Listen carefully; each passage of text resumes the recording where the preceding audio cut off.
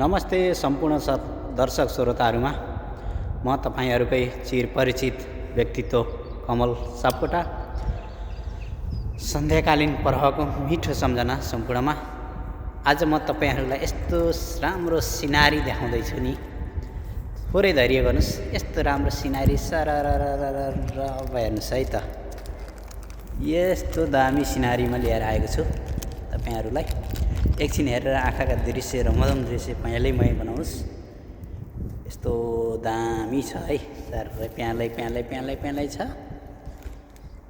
आहा, यतिखेर यहाँ युके को टाइम बेलुकाको 6 बजिसकेको छ। यस्तो घाम आज पहिलो दिन लागेको हो। यो साँझ 8-9 बजेसम्म रहन्छ यो घाम। यहाँनिर यस्तो छ है। अब समर टाइममा 10 बजेसम्म घाम रहन्छन्। ल सिनारी हेर्नुस् र मनोरञ्जन लिनुस्।